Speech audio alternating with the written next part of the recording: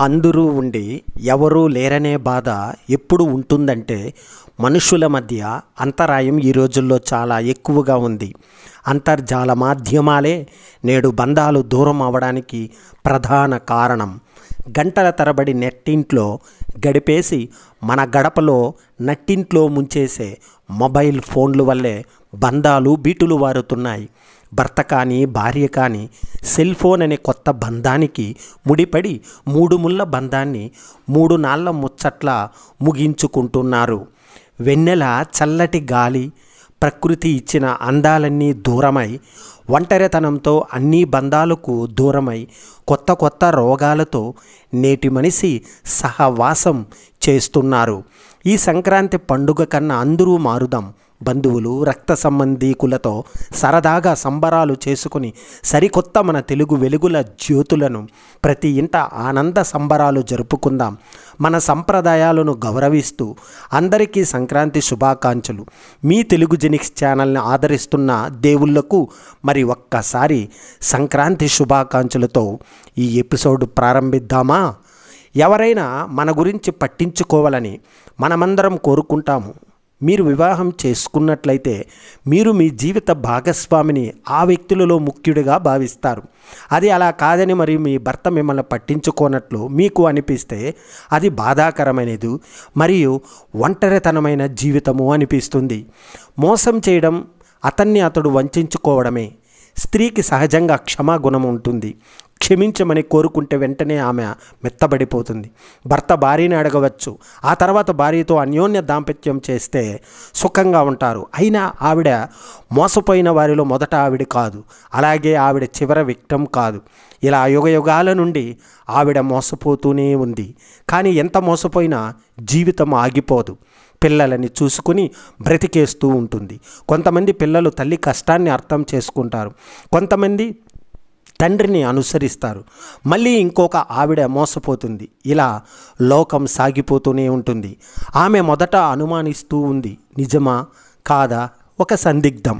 చేసే ప్రతి పని వికలం అవ్వడం, భర్తను తరచి చూడడం, మౌనంగా ప్రశ్నించడం, కళ్ళల్లో అపనమ్మకం, తన అదృష్టం ఏమిటో అని విస్తుపోవడం, ఇంట్లో అందరూ ఈ కొత్త మార్పు ఏమిటో అని కలవరపడటం, నిజమని తేలేక తన దురదృష్టానికి ఏడవడం.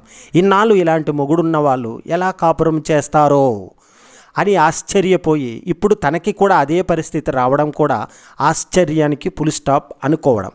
ఒక్కోసారి ఉలిక్కిపడి ఏంటిది అనుకోవడం, ఇలా ఎందుకు అయ్యింది అని ఆలోచించడం, తన తప్పులేంటని వెతుక్కోవడం, మొత్తానికి డిప్రెషన్లోకి వెళ్ళడం ఇప్పుడు జీవితాల్లో సర్వసాధారణమైపోయింది.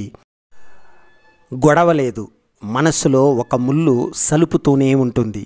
ఇద్దరితోనూ ఉంటాడా? భారీగా ఒప్పుకోగలదా?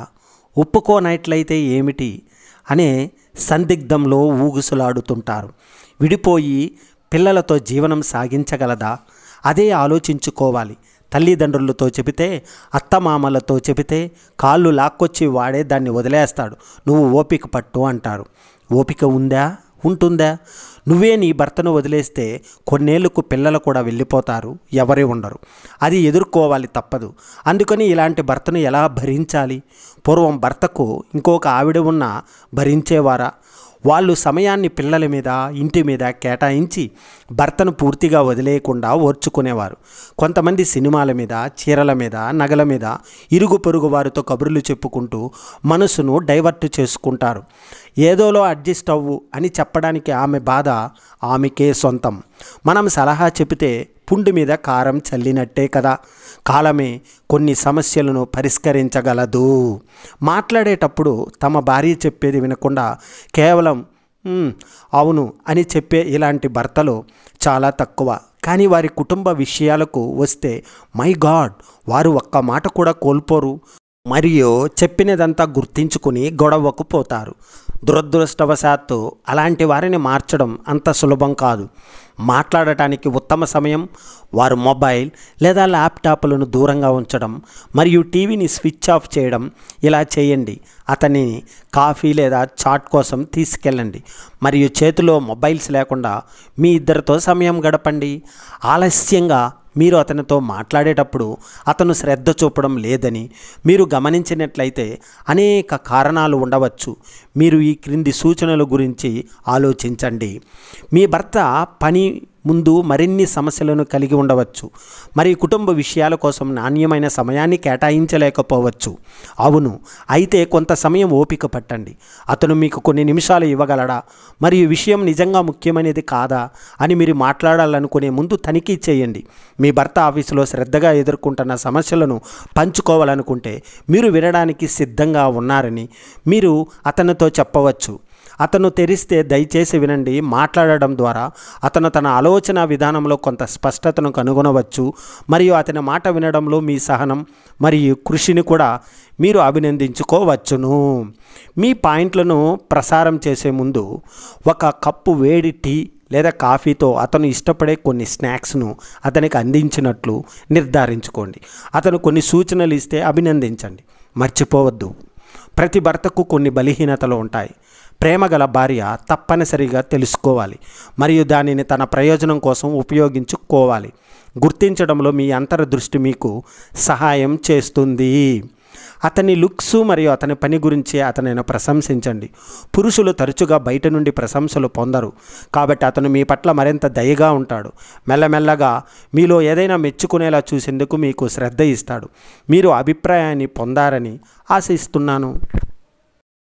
ఓపికగా ఉండండి మరియు జీవితంలో చిన్న చిన్న విషయాలను ఆనందించండి. సంగీతం మరియు నృత్యం వినండి. మీరు సంతోషంగా ఉన్నట్టు నటించండి. ఇది ఉత్తమ మార్గం. ముఖ్యంగా మిమ్మల్ని బాధపెట్టే శక్తి ఎవరికీ లేదని గుర్తుపెట్టుకోండి. నీ దారిలో ముళ్ళు ఉన్నాయని పయనం ఆపకు.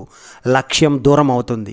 నీపై విమర్శలని ఆశీర్వాదాలుగా, నిన్ను అవహేళన చేసిన వాళ్ళు నీకు సలాం కొట్టేలా, నిన్ను వెక్కిరించిన వాళ్ళు అహం దెబ్బతినేలా, ఆస్తి అంతస్తు లేదనే ఆలోచన వదిలి ఆత్మవిశ్వాసం అనే ఆయుధంతో ముందడుగు వేయి.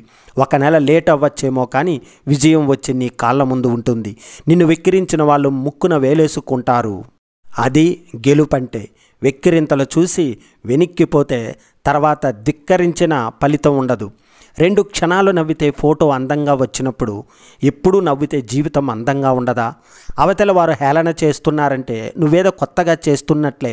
అదృష్టాన్ని సరదాగా నమ్ముకో, కష్టాన్ని పూర్తిగా నమ్ముకో. ఎంత చదివామనే కంటే అది మనకు ఎంత సంస్కారం నేర్పించిందనేది ముఖ్యం. సుగుణం నిన్ను రాజును చేస్తే మూర్ఖత్వం నిన్ను బానిసను చేస్తుంది. ఒక్కరోజు పీతకి సముద్రంలో బోరు కొట్టి అలా ఒడ్డుకు షికారుకు వచ్చింది. అలా నడుస్తుంటే తన పాదముద్రలో తనకే చాలా ముద్దొచ్చింది. ఇంకా సరదాగా నడవసాగింది. ఇంతలో అలలు వచ్చి ఆ పాదముద్రల్ని చెరిపేశాయి. అది చూసి పీతకి కోపం వచ్చి అలల వైపు తిరిగి బుంగమూతి పెట్టుకొని, మనం ఇద్దరు మంచి స్నేహితులము కదా, మరి నువ్వు నా పాదముద్రలు చెరిపేసి సరదాను పాడు చేసేది ఏమైనా బాగుందా అని అడిగింది. అందుకు అలా పీత వైపు చూసి నవ్వుతూ, అయ్యో నిన్ను బాధ పెట్టాలని నేను ఆ పని చెయ్యలేదు. నీ పాదముద్రలో నువ్వు అనుసరిస్తూ ఒక జాలరి నిన్ను పట్టుకోవడానికి వస్తున్నాడు. అతనికి నీ జాడ తెలియకూడదని అలా చేశాను అని చెప్పింది. అలా వెనక్కి తిరిగి చూసుకున్న పీతకు తనను వెతుకుతున్న జాలరే కనిపించాడు.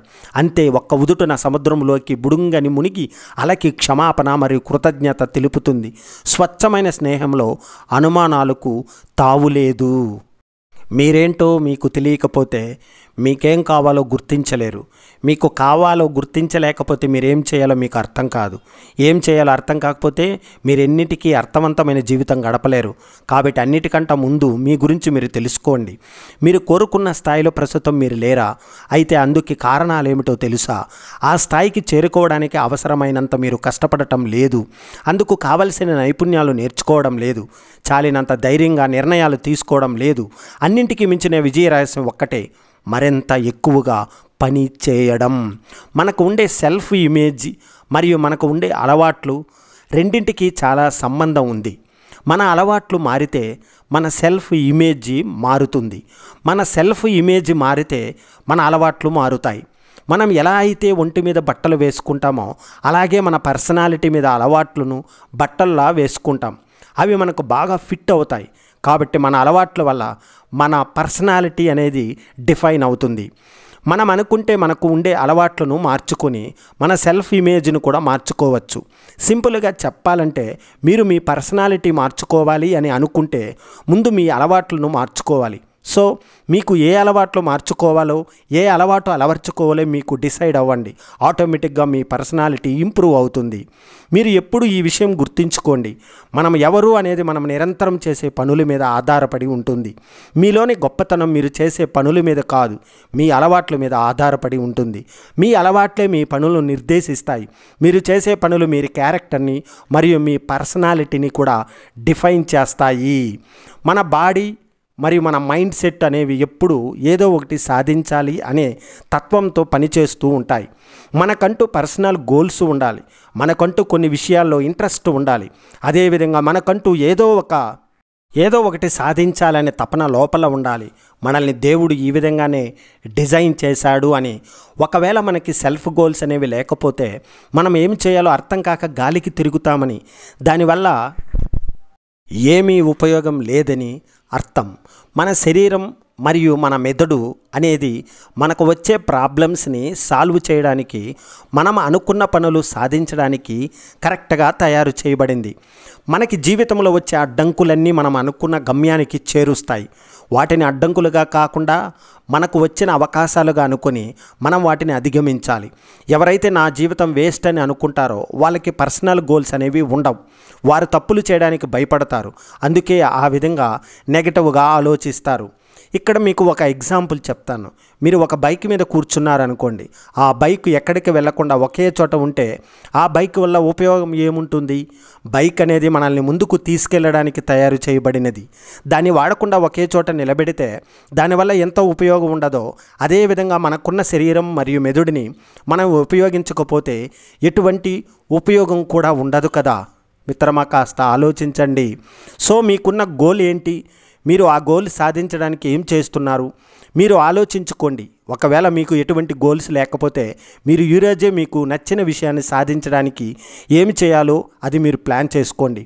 మనలో ఎవరూ పర్ఫెక్ట్ కాదు. మనిషి అన్నవాడు ప్రతిసారి 100% రైట్ అవ్వాల్సిన అవసరమూ లేదు. ఏ క్రికెటర్కి 100% బ్యాటింగ్ యావరేజ్ లేదు. ఏ బౌలర్ ప్రతి బాల్ వికెట్ తీయలేడు. మనం చేసే 10 పనులలో మనం 3 సార్లు రైట్ అయినా అది మంచిదే అని.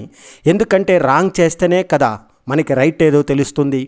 మనం మన జీవితాలలో ముందుకు వెళ్ళాలి అనుకుంటే మనం తప్పులు చేస్తూ వాటి నుంచి నేర్చుకుంటూ మనం వెళ్ళే దారిలో అడ్డంకులను అధిగమిస్తూ ముందుకు వెళ్తూ ఉండాలి.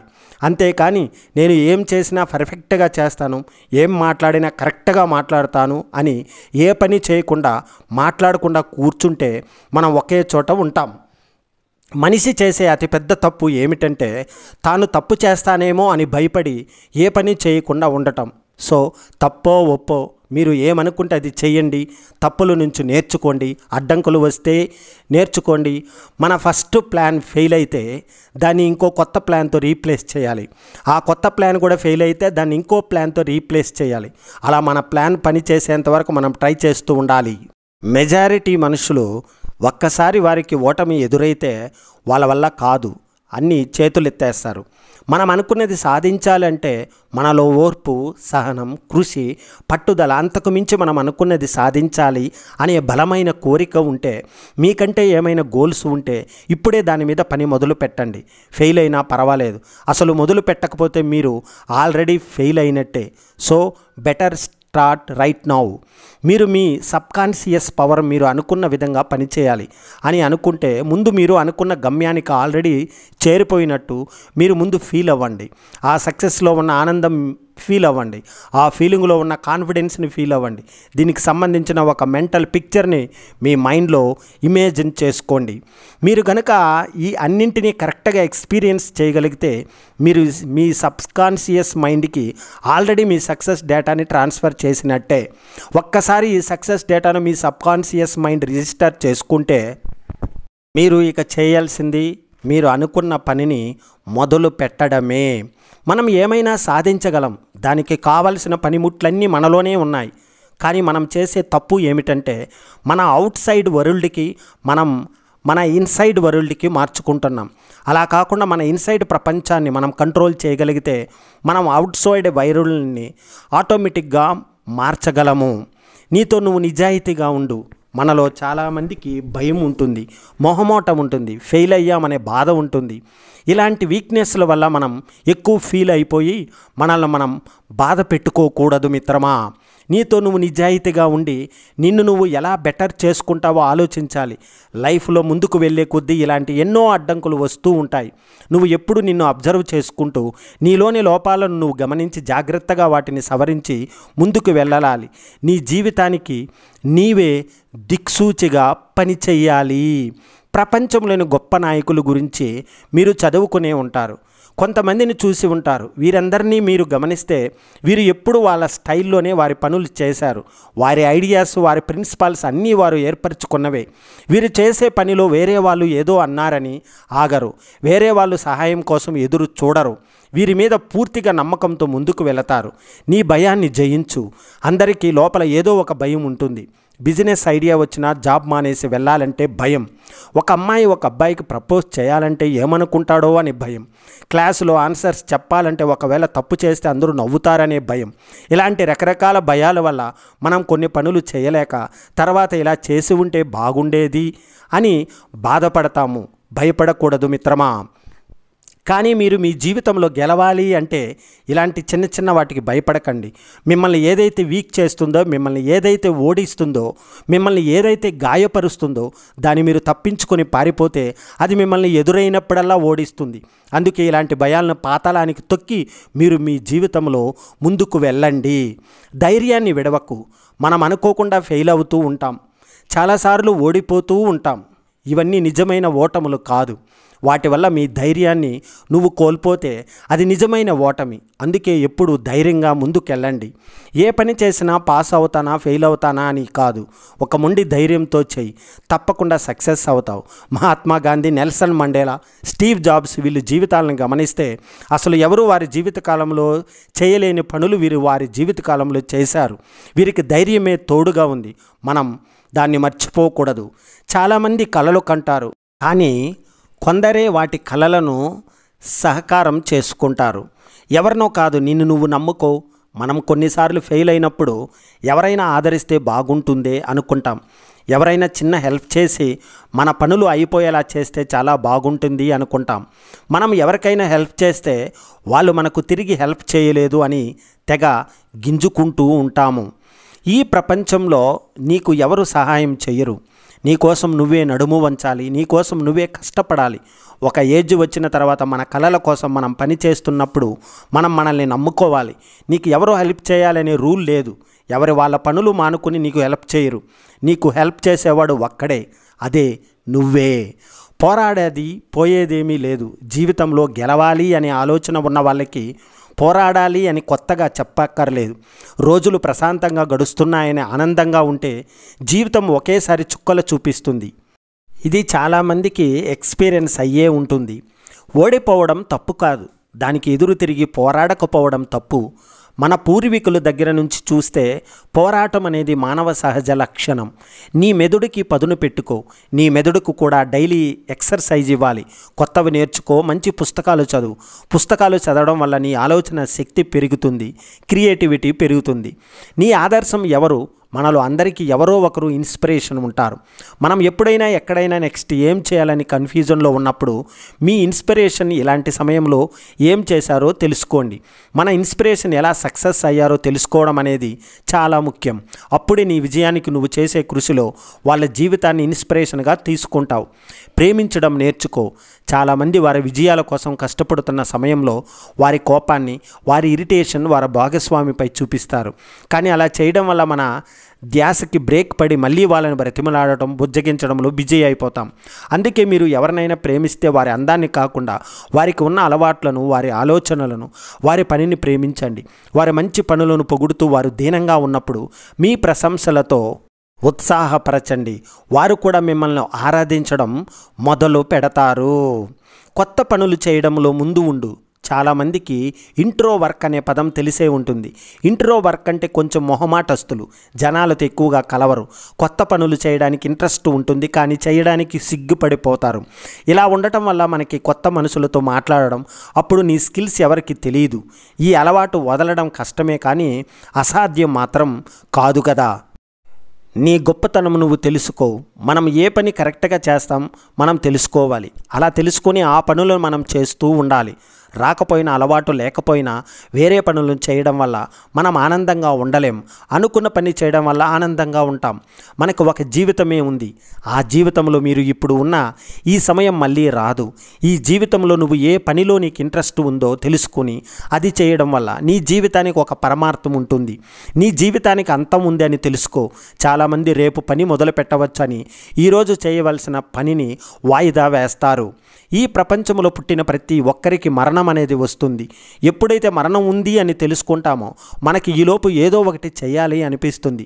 భయం అనేది పోతుంది. నీ పని ఒకసారి ఫెయిల్ అయినా మళ్ళీ పని సక్సెస్ అవ్వడానికి ముందుకెళ్తారు. మానసిక ఒత్తిడి చాలా ప్రమాదకరం. మనిషి శరీరంలో మైటోకాండ్రియా దెబ్బతింటుంది. ఇన్ఫ్లమేషన్ పెరుగుతుంది.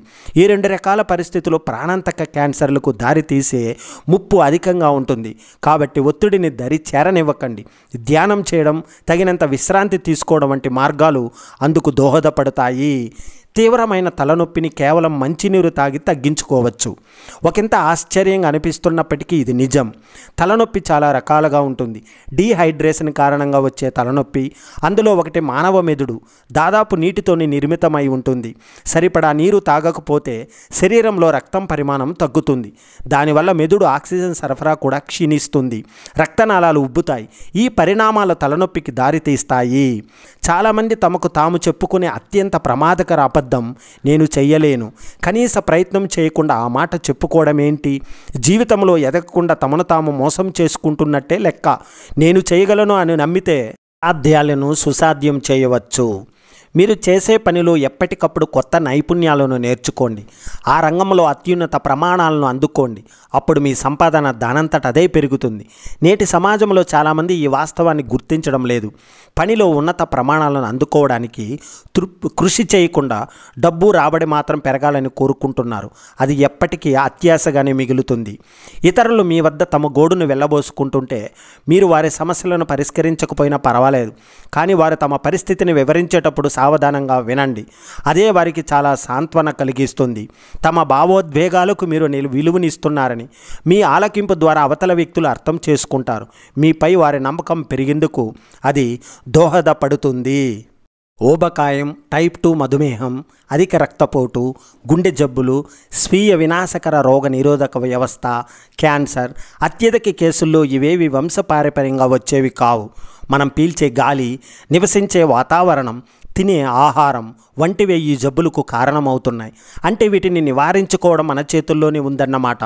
పరిశుభ్ర వాతావరణంలో ఉంటూ సరైన ఆహార నియమాలు పాటించడం ద్వారా ఈ వ్యాధుల బారి నుండి మనం రక్షించుకోవచ్చు. మీరు ఎలాంటి వ్యక్తిగా ఎదగాలనుకుంటున్నారు? ఇతరులతో ఎలా ప్రవర్తించాలనుకుంటున్నారు? ఆ అంశాలను ఒక దగ్గర రాసి పెట్టుకోండి. ప్రతిరోజు ఉదయం ఒకసారి వాటిని ఖచ్చితంగా చదవండి. దానివల్ల మీలో సానుకూల ఎలాంటి వ్యక్తిగా ఎదగాలనుకుంటున్నారు, ఇతరులతో ఎలా ప్రవర్తించాలనుకుంటున్నారు, ఆ అంశాలను ఒక దగ్గర రాసి పెట్టుకోండి. ప్రతిరోజు ఉదయం ఒకసారి వాటిని ఖచ్చితంగా చదవండి. దానివల్ల మీలో సానుకూల ఆలోచనలు పెరిగి మీరు కోరుకుంటున్న వ్యక్తిగా ఎదిగేందుకు క్రమశిక్షణతో కష్టపడే అవకాశాలు అధికమవుతాయి. మనం గంట సేపు పరిగెత్తితే శరీరంలో దాదాపు 800 క్యాలరీలు ఖర్చు అవుతాయి. అయితే షుగర్ కలిపిన కేకును తినకుండా నియంత్రించుకోగలిగితే 80 క్యాలరీలు కేవలం 30 సెకండ్లలో మన శరీరంలోకి చేరకుండా నివారించుకోవచ్చు. బరువు తగ్గేందుకు ఆహార నియమాలు పాటించడం ఎంత ముఖ్యమో చెప్పేందుకు ఇది ఒక మంచి ఉదాహరణ. జట్టు అంటే కొంతమంది వ్యక్తులు ఒక చోట లేదా ఒక విషయంపై కలిసి పనిచేయడం మాత్రమే కాదు, వారంతా ఒకరినొకరు విశ్వసించడం, పరస్పరం గౌరవించుకోవడం, ఒకరి పట్ల మరొకరు జాగ్రత్తలు తీసుకోవడం ఇవన్నీ జట్టు యొక్క ముఖ్య ఉద్దేశాలు. నిద్రలేమి, పోషకాహార లోపం, ఒత్తిడి ఇవన్నీ మనల్ని శక్తిహీనులుగా మారుస్తుంటాయి. శక్తి ఎంత తక్కువగా ఉంటే భావోద్వేగాల ప్రభావంతో మనం పేలవ నిర్ణయాలు తీసుకునే అవకాశాలు అంత ఎక్కువగా ఉంటాయి. జీవితంలో వేగంగా పురోగతి సాధించాలంటే సరి అయిన నిర్ణయాలు తీసుకోవడం తప్పనిసరి. సరైన నిర్ణయాలు తీసుకోవాలంటే భావోద్వేగాల ప్రభావానికి గురి కాకుండా ఉండాలి. అందుకోసం శక్తిని పెంపొందించుకోవడం ముఖ్యం. ఆరోగ్యంగా ఉండేందుకు వ్యాయామం చేయడం ఎంత ముఖ్యమో ఆహార నియమాలు పాటించడం అంతకంటే చాలా ముఖ్యం.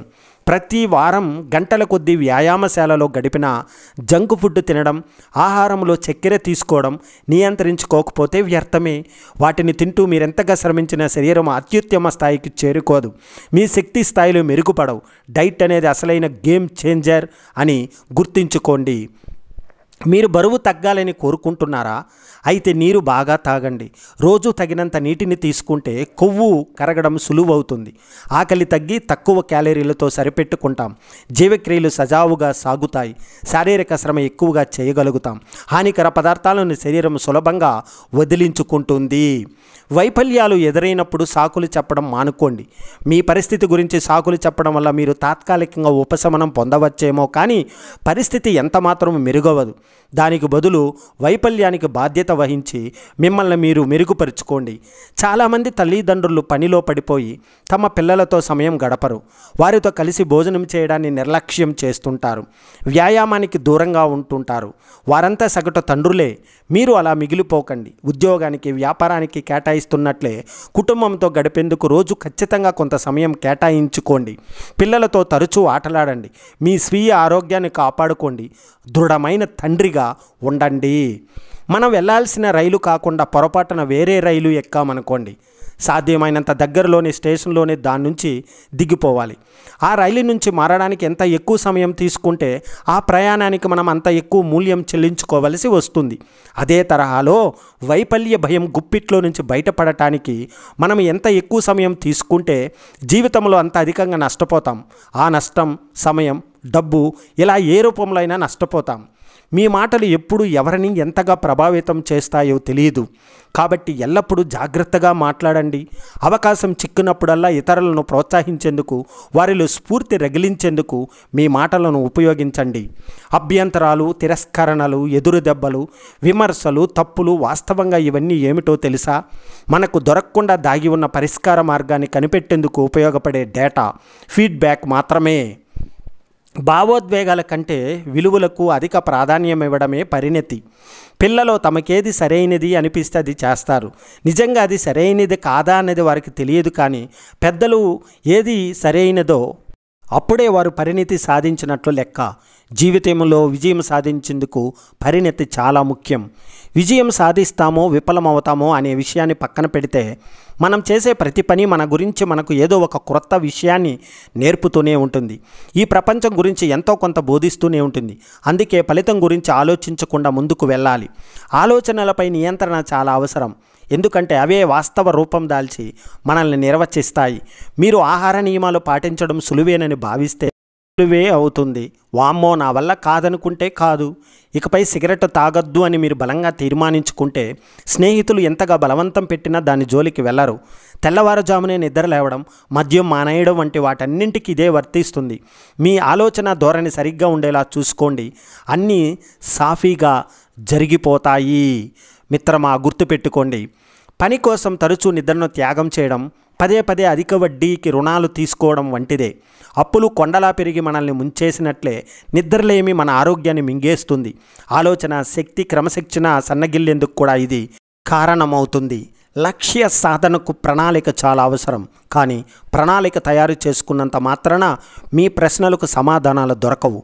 పనులు కావు. లక్ష్యం సిద్ధించాలంటే కార్యాచరణకు దిగాల్సిందే. మీరు నాయకుడిగా ఎదిగే ప్రక్రియ మిమ్మల్ని మీరు నడిపించుకోవడంతోనే మొదలవుతుంది. మీరు ఇతరులకు మార్గనిర్దేశం చేయడానికి ముందు మీ భావోద్వేగాలపై నియంత్రణ సాధించండి. మనసును జయించాకే లోకాన్ని గెలవడం అనేది సులభం. మీరు సంపాదించిన జ్ఞానం, మీ ప్రణాళికలు, వ్యూహాలు అన్నీ పని మొదలుపెట్టిన తర్వాతే ఉపయోగపడతాయి తప్ప పని గురించి ఆలోచిస్తూ కూర్చున్నప్పుడు కాదు. ఫలితాలు వచ్చేది కూడా పని చేయడం వల్లే, కానీ ఆలోచించడం వల్ల మాత్రం కాదు. అందుకే ఎక్కువగా ఆలోచించడం మానేసి వీలైనంత త్వరగా పనిలోకి దిగండి. పొరపాట్ల నుంచి నేర్చుకుంటూ ముందుకు కదలండి. ఫలానా పనిని నేను ఎందుకు చేయాలి అని మీకు మీరు ప్రశ్నించుకున్నప్పుడు బలమైన కారణం మీ దగ్గర ఉన్నప్పుడే మీరు దాన్ని ఎలాగైనా పూర్తి చేయడానికి శ్రమిస్తారు. లేకపోతే తొలి అడ్డంకి ఎదురు కాగానే వదిలేస్తారు. అందుకే లక్ష్యాలను నిర్దేశించుకున్నప్పుడు అవే ఎందుకు అన్న ప్రశ్న వేసుకోండి. మిమ్మల్ని కార్యోన్ముఖుల్ని చేసే సమాధానం ఉంటేనే ముందుకు కదలండి. ఎందుకంటే లక్ష్య సాధనలో మీరు ఎన్నో అడ్డంకులను ఎదుర్కోవలసి వస్తుంది. ఈ ప్రపంచంలో 98% మంది కేవలం బతుకుతున్నారు, 2% మంది నిజంగా జీవిస్తున్నారు. మొదటి రకం మనుషులు బతుకుబండి నడుస్తుంటే చాలనుకుంటారు. కొత్త ప్రయత్నాలు చేయడానికి భయపడుతూ నలుగురు వెళ్ళే దారిని ఎంచుకుంటారు. రెండో రకం వారు అనిశ్చితికి ఎదురెళ్తారు. ఆత్మవిశ్వాసంతో ముందుకు తమ కలలను నెరవేర్చుకునే ప్రయత్నం చేస్తారు. గెలిచినా ఓడినా సంతృప్తికర జీవితం వారి సొంతం. మీరు ఏ సమూహంలో ఉన్నారో మీరు ఒక్కసారి సమీక్షించుకోండి. రోజు ఉదయం మీ ముందు 2 ఐచ్ఛికాలు ఉంటాయి. ఒకటి మెరుగైన భవిష్యత్తు గురించి కలలు కంటూ పడక మీదే ఉండటం. 2 త్వరగా నిద్రలేచి ఆ కలల సాకారానికి కృషి చేయడం. వీటిలో దేన్ని ఎంచుకుంటారనేది మీ ఇష్టం. రెండో ఐచ్ఛికాన్ని ఎంచుకోవాలనుకుంటే మాత్రం వాయిదా జోలికి వెళ్లకుండా ప్రతిరోజు దాన్ని తప్పకుండా పాటించండి. నొప్పి బాధను తట్టుకునే సామర్థ్యం లేకపోవడం అంటే విజయం సాధించే సామర్థ్యం లోపించడమే. దీని అర్థం గెలుపు కోసం చేసే ప్రయాణమంతా వ్యాకులతలతో నిండి ఉంటుంది అనేది కాదు. కానీ అందులో ఖచ్చితంగా నొప్పి బాధలతో కూడి ఉంటుంది.